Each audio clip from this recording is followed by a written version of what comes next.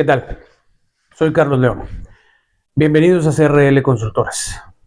Hoy quiero hablarte sobre un tema de enorme relevancia y de implicaciones mucho más amplias de lo que aparentan a simple vista.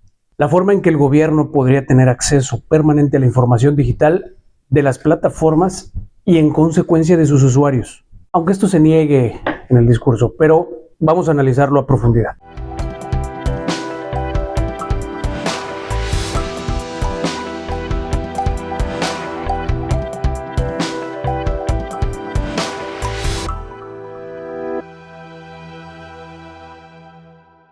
Me refiero a las reformas fiscales propuestas para el ejercicio fiscal 2026, especialmente a una adición al Código Fiscal de la Federación que permitiría al SAT tener acceso en línea y en tiempo real, de forma permanente, a los sistemas de las plataformas digitales. Pero además, este tema se conecta con otra reforma muy controversial que, por cierto, fue publicada en el Diario Oficial de la Federación el 16 de octubre de este mismo año y que entró en vigor al día siguiente de su publicación.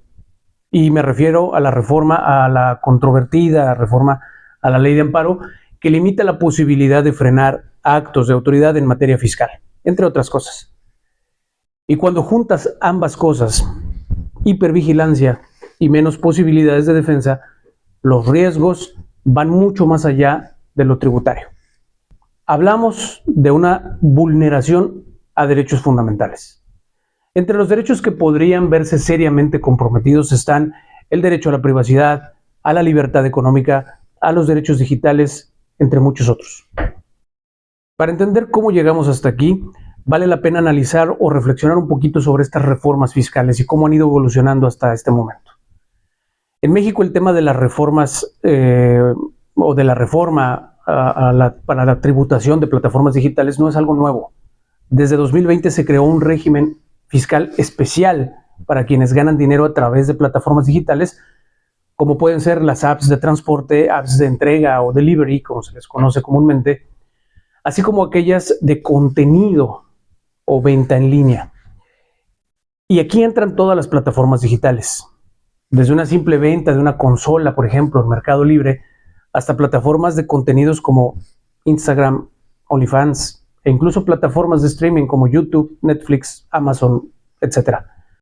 El objetivo era legítimo, ciertamente: asegurar que todos aquellos que generen ingresos acumulables o ingresos en general paguen impuestos de forma justa y evitar la evasión fiscal.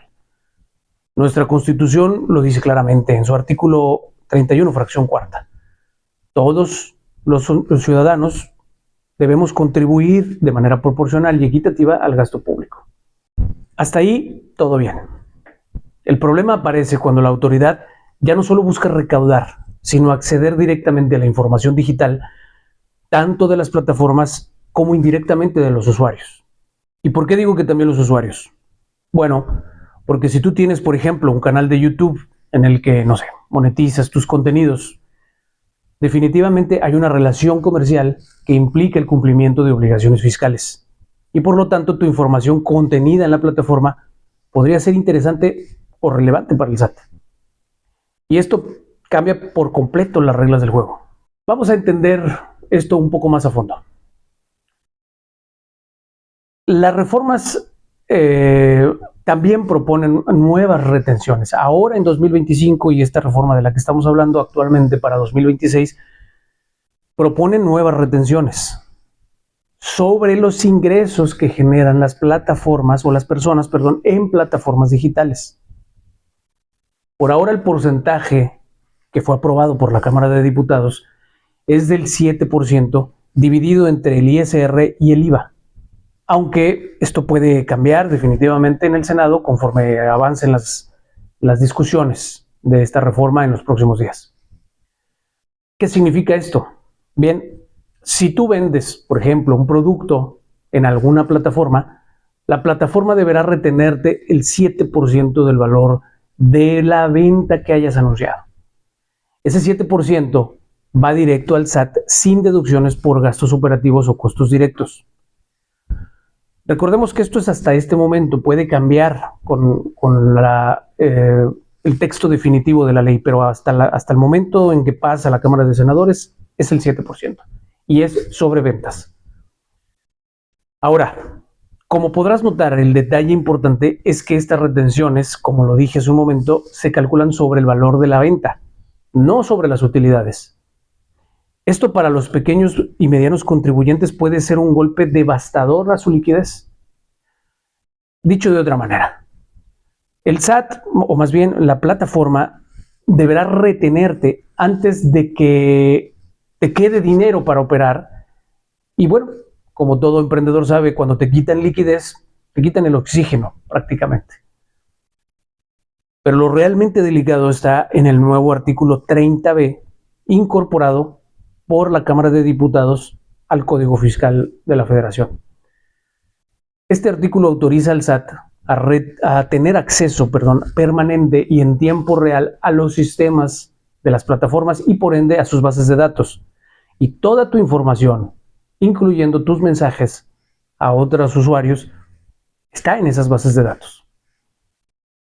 La justificación oficial es que este acceso será solo para el cumplimiento de obligaciones fiscales.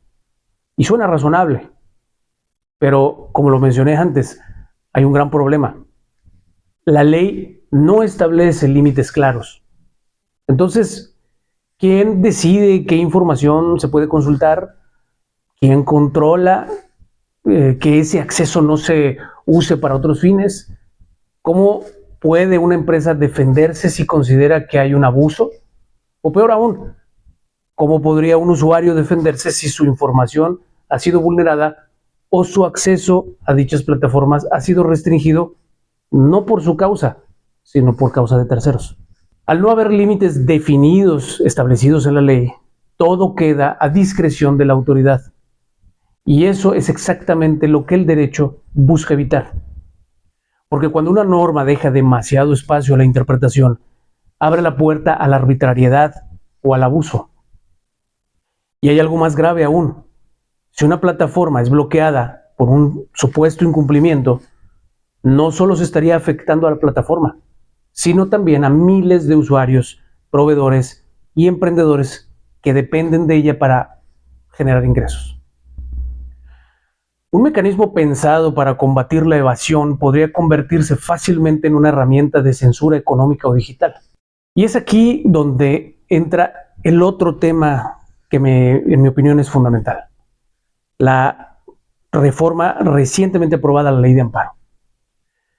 Vamos a hablar un poco sobre esto. El amparo, como sabemos ya todos o muchos, el amparo es la herramienta más importante que tenemos los ciudadanos para defendernos de los actos de autoridad que consideramos inconstitucionales o arbitrarios. Pero esa defensa solo sirve si el juez puede suspender el acto que se reclama mientras analiza el caso.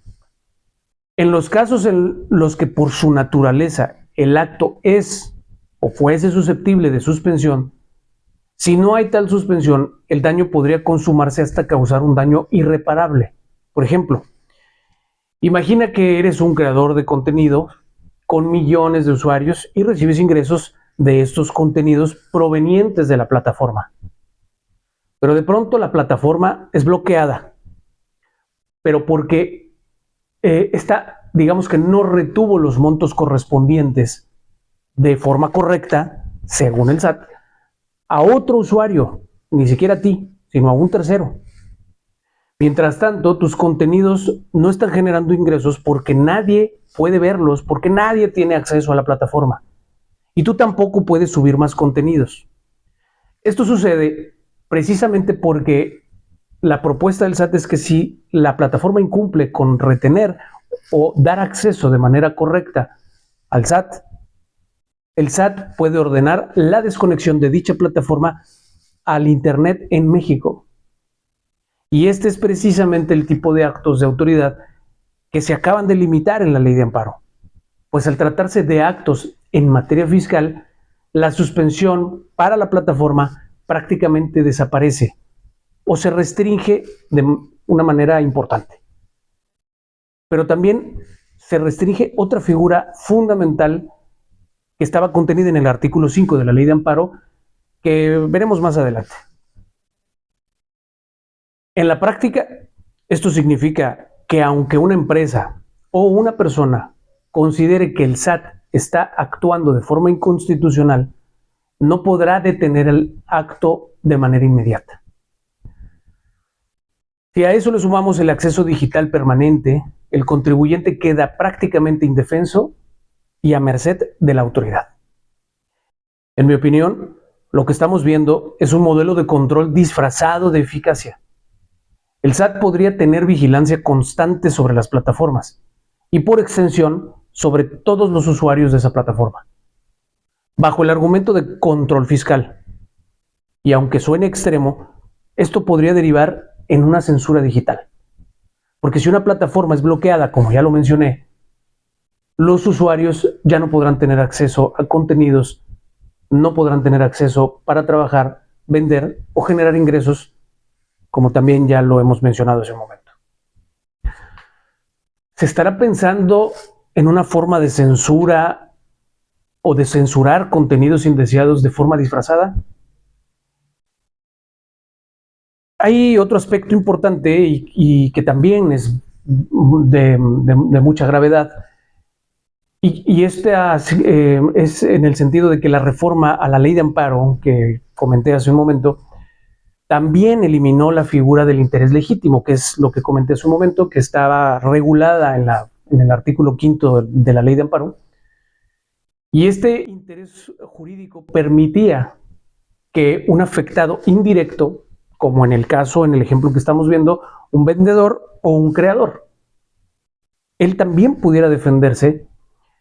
Y ahora, ni la plataforma, por ser el afectado directo, es decir, el SAT lo bloquea de forma directa y es el afectado directo, no lo puede hacer por una restricción a una suspensión o una defensa en materia fiscal, porque así está regulado ahora, pero ahora tampoco los usuarios, que en este ejemplo serían afectados indirectos.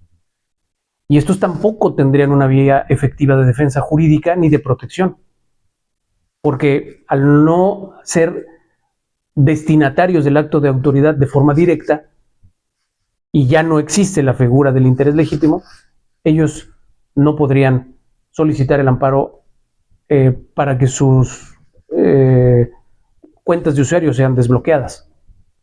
Y aunque la ley lo permita, eso no significa que sea justo ni constitucional. No sería la primera vez que una norma legal sirve para justificar abusos del poder. La historia de la humanidad está llena de estos ejemplos.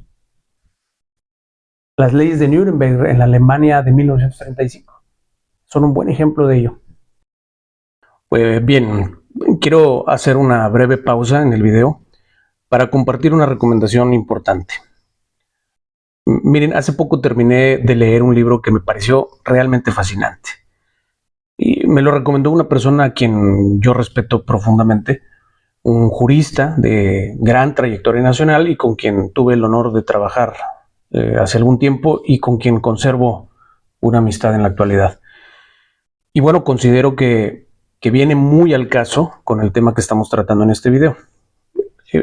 Ya que hablamos hace un momento de cómo ciertas leyes pueden incorporarse al texto normativo de un país, e incluso cuando estas leyes que se incrustan en el texto normativo pues resultan injustas o violatorias de derechos humanos. Y eso me hizo recordar las leyes de Nuremberg, o las llamadas leyes de Nuremberg, promulgadas en Alemania en 1935. En realidad no traigo este ejemplo con ninguna intención de comparar políticas, gobiernos o ideologías actuales. Nada más lejos de eso. En realidad, digo, bueno, por supuesto que todos tenemos nuestras propias convicciones, pero este canal siempre se ha mantenido al margen de posturas partidistas. En realidad el objetivo de CRL Consultores ha sido y seguirá siendo el mismo, que es difundir la cultura jurídica, analizar las normas, informar a la ciudadanía y fomentar la comprensión del derecho con rigor y con responsabilidad. Como abogado creo firmemente que tenemos el deber de hacer una crítica sana de las leyes, interpretarlas con fundamento y, bueno, cuando corresponde, promover los medios constitucionales para cuestionarlas o impugnarlas. Así que, en este caso, pues solo he querido compartirles este libro, que me pareció en este momento relevante. Los juristas del horror, que pueden ver ahora en pantalla. Les recomiendo leerlo si tienen oportunidad, ya que contiene reflexiones muy profundas sobre el papel del derecho en contextos donde la ley puede incluso volverse injusta. Solo estoy mostrando un par de páginas del prólogo porque, bueno, la intención no es divulgar el contenido completo de este libro, sino invitar a la reflexión. Así que, sin más, pues muchas gracias por escuchar este video, este pequeño audio, esta acotación, y continuamos con el video. No quiero hacer una comparación, desde luego que no estamos en esa situación, pero quiero destacar la importancia de cómo las leyes también pueden ser ilegales o inconstitucionales o violar derechos humanos, y por estar contenidas en un cuerpo normativo no significa que estén correctas. El resultado es preocupante. La línea entre una fiscalización legítima y una vigilancia excesiva se vuelve cada vez más delgada. Hoy el foco está en las plataformas digitales, pero mañana podría ampliarse a cualquier sector o empresa. Y ya no se trata solo de economía o impuestos, se trata de instituciones de derecho y del equilibrio entre poder y libertad. Antes, el SAT podía pedir información y tenía que fundar y motivar su acto de autoridad. Ahora, de aprobarse esta reforma, podría entrar directamente a los sistemas y revisar lo que quiera sin orden judicial ni control de ningún tipo cuando quiera, vulnerando flagrantemente el artículo 16 constitucional. Esto, en cualquier democracia, es un riesgo. En conclusión, esto no es solo una reforma fiscal. En mi opinión, es una reforma que redefine la relación entre el Estado y los contribuyentes.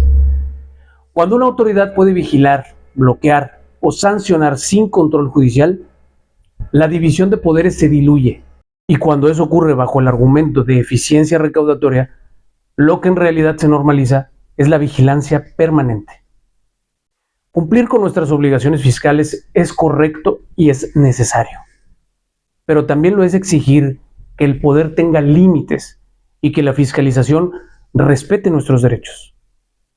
Porque cada vez que se sacrifica libertad a cambio de eficiencia, el costo lo paga la sociedad.